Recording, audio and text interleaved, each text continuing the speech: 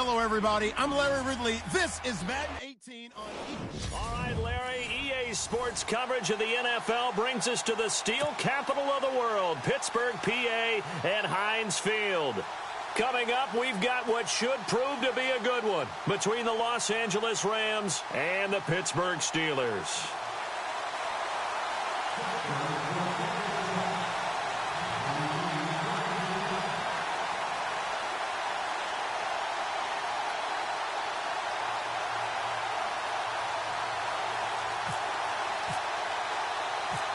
Here we go from Heinz Field as Chris Boswell tees it up and boots it away.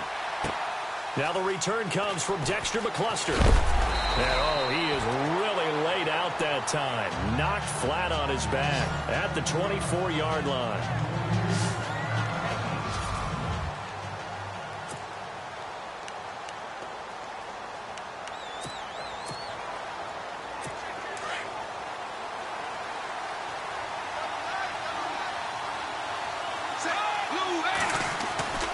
They'll come out throwing here on first down. Steps away to his left.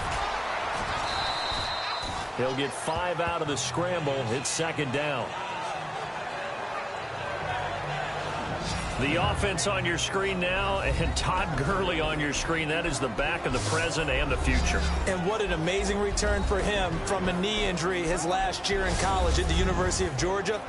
Now, it's like it never happened. There's nothing he can't do on the football field. And if you're a defense, that's a long day trying to prepare for Todd Gurley. He'll drop to throw. Dancing to his left. Give him 7 on the tuck and run, and it'll get him a new set of downs. Well, he did a nice job keeping his eyes downfield, waiting for someone to get open. But once the pressure forced his eyes down to see the rush, it was time to make a break for it.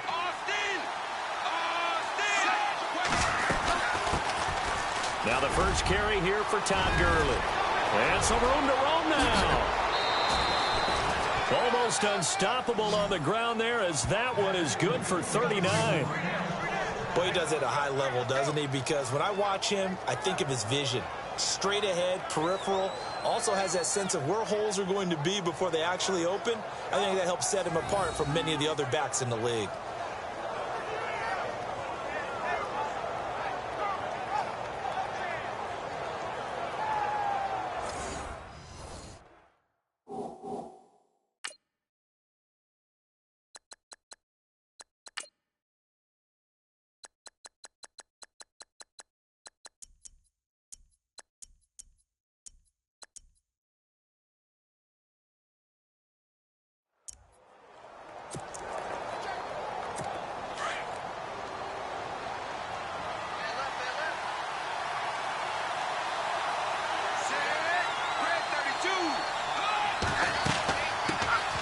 They'll run here. This is Dexter McCluster. And down inside the 15 he goes. 11 more yards that go around. A first down as well. That O-line, they cleared a big hole there on that run. The athleticism of offensive lines continues to evolve, and we're seeing it here. Not only are they controlling things right at the line of scrimmage, but they're able to get upfield to get to what we call the second and the third levels. You know, get to the linebacker spot, the secondary spot, getting all the way downfield with their blocking, which helps keep the running back clean. They'll try to continue that trend here this afternoon.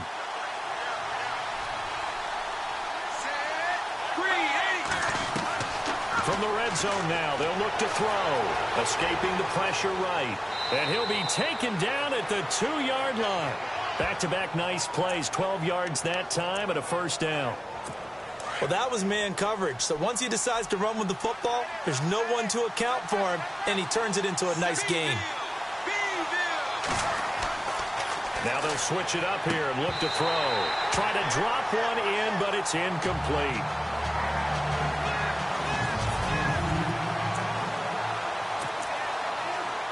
So incomplete on first. Let's see what second down has in store. He'll look to throw. And his throw's going to be incomplete. All right, Captain. It's batting down the hatches time defensively. dodged 2 pass attempts to the end zone. Now what do you think they're going to try and dial up on 3rd and goal? Well, knowing them and knowing what we just seen, I think they're throwing it again, don't you? And it's intercepted at the goal line. It's picked by the linebacker, T.J. Watt. And a big turnover there as his guys will get the football back. Certainly not how they envisioned ending their opening drive here in the first quarter. Too many ones in this play. First quarter, first drive, first interception thrown. And that last one, that hurts. Very tough spot here for the offense to start.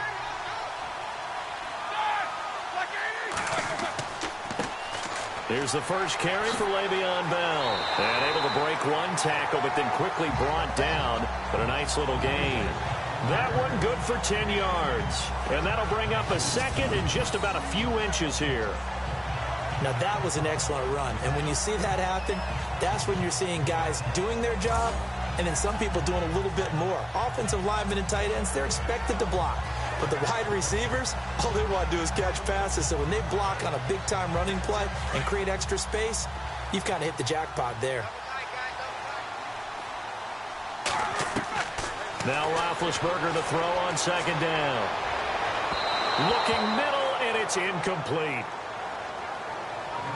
I know our vantage point might be a little bit better way up here, but that looked like an ill-advised throw to me. I didn't see anything open, and this play just didn't look right from the beginning. It did not. I thought he might get outside and just chuck it away. Dangerous pass, incomplete. Roethlisberger now to throw on 3rd down. He's going to go for a big play downfield, and it's knocked away and incomplete. This is going to be a good one-on-one battle to watch. Both of these guys play the game at the highest level. Both of them are terrific competitors. They play the game with great athleticism and smarts as well. And in this early round, the defense wins. And he will have the first down as he's up to his 17-yard line. It's a 4-yard pickup, and they're able to convert here on 4th and inches. Yeah, on 4th and inches, you've got to be quick with your decision-making when you're running the football. You've got to find the hole and go. And he does a nice job here picking up the first down with a few yards to spare. Forced out to his left. Now Ben hit, and he lost the football. It's loose. And now the Rams have got it, going the other way. And it won't count for 6. He's brought down, but inside the 5, 1st and goal at the 4-yard line. I want to give a hat tip real quick, Charles, to J.J. Watt before the possession switches here. Walter Payton, NFL Man of the Year, and they totaled up how much he helped raise for hurricane relief, $37 million. Incredible. Hurricane Harvey, which really hit the Houston area in a big way, and his original goal was $200,000. So congratulations to J.J. Watt and all the people who participated. And Greg Olsen of the Panthers, Benjamin Watson of the Ravens, both tight ends, also nominated and finalists for the most prestigious award as determined by the NFL, the Walter Payton Man of the Year Award. And that'll move him a little closer as he takes it from the 7 down to the 4-yard line. Boy, Charles, Todd Gurley finished the year with a bang. And even though they lost the Falcons, he was over 100 yards in that game. Weeks 15 and 16, he was fantastic. And this is caught. He's got it. Touchdown, L.A.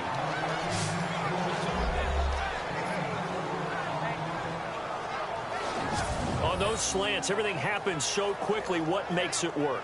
The timing between the passer and the receiver. In this case, a slant route ordinarily is probably about 3 steps before you go on the slant. In this amount of time, I think it was a 2-step deal. Boom, put his foot in the ground and got inside for the pass. Got inside for the pass, got inside for the catch and the score. It's up, it's good, and the Rams take a 7-0 lead.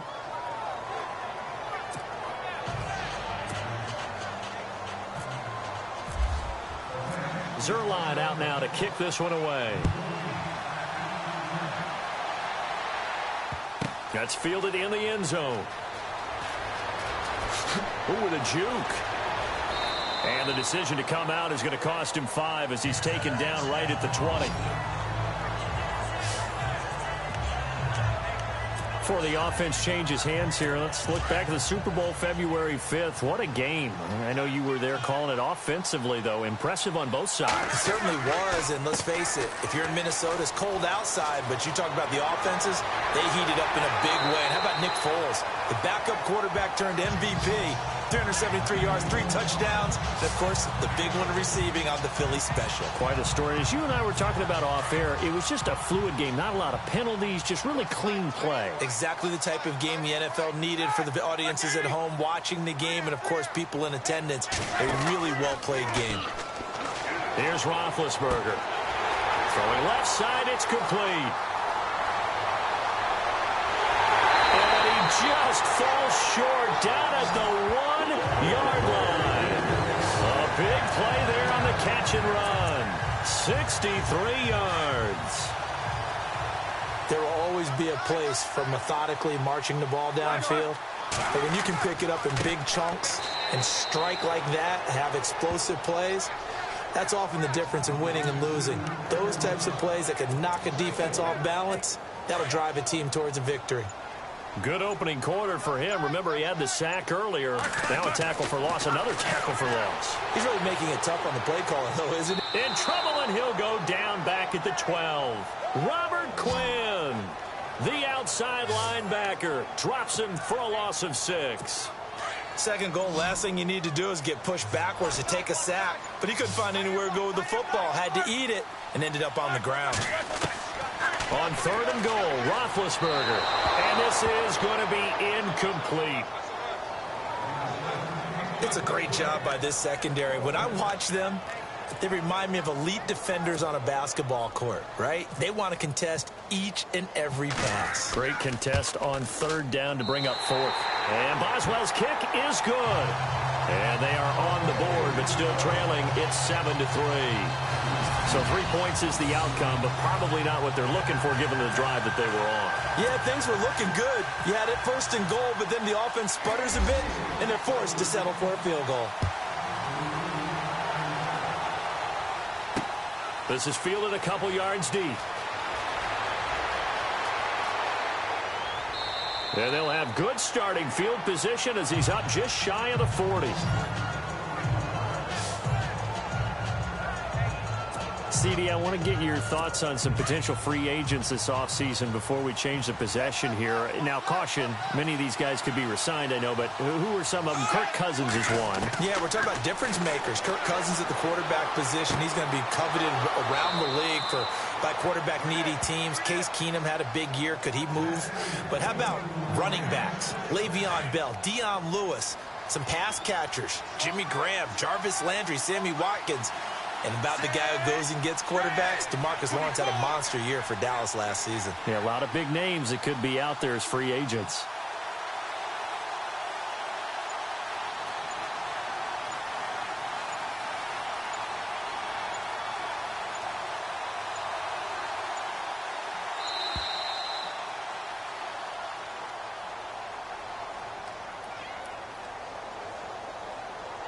Delayed game, offense.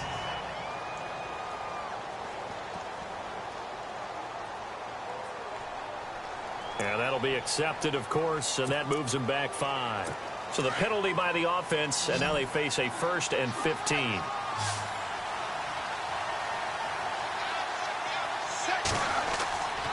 Back to throw. Into heavy traffic, and it's intercepted. Picked off by Ryan Shazier. Then his guys are going to take over at their own 48-yard line. You don't see this often. A quarterback of his caliber, 2 first-half interceptions. It's absolutely surprising because it happens so rarely. You're searching for what reason, what's going on out there. It's not just maybe the defense is playing well. Is his horoscope off? His biorhythms? What is it? You went horoscope on us, David. Well, I was thinking maybe REM sleep was off. I'm trying to come up with something. Anything, right? Incomplete, but a penalty flag is down in the backfield. Let's get the call. Holding, offense.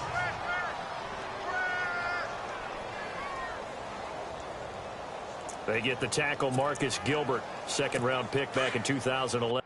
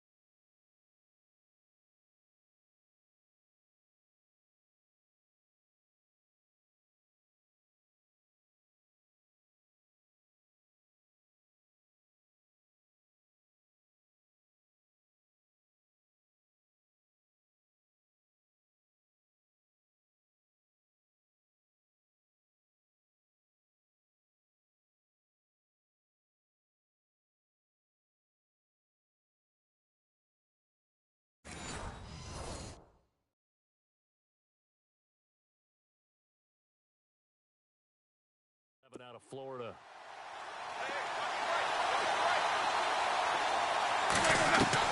From the gun, it's Roethlisberger. He's going to rifle one deep left, trying for Brown, and it's intercepted.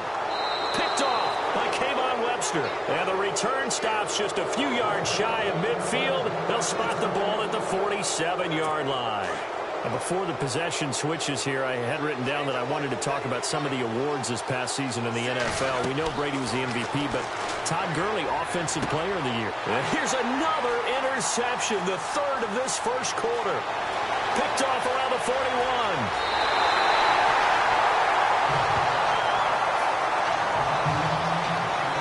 That was a really nice interception. I think it...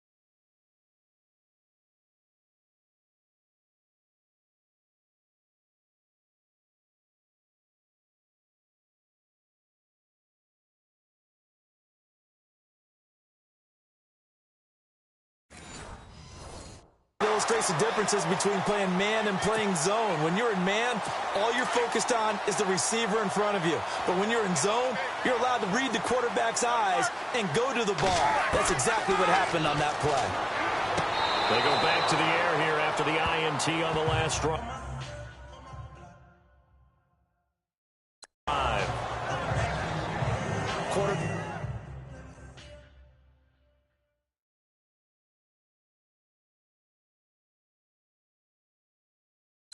Backing 101. Never force the ball into double coverage, especially not this close to the goal line.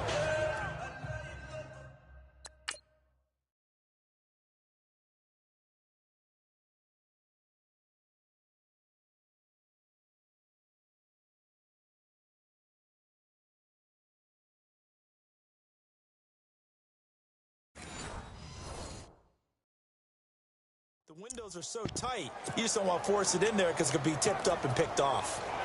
So the incomplete pass brings up second down.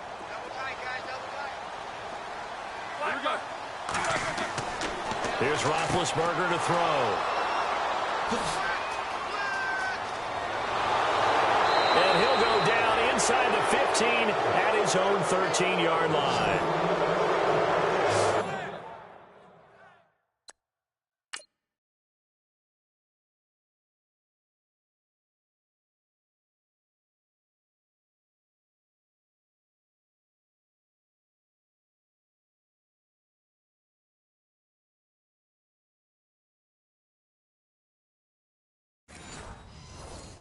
Teams turned it over 3 times in the first half. We just look at the offense and say, guys, what are you doing? But instead, we really should be looking at the defense. They've created the takeaways. 2 interceptions, 1 caused fumble. They played awfully well swarming to the ball here in the first half. He's going to float this one deep and got his man complete.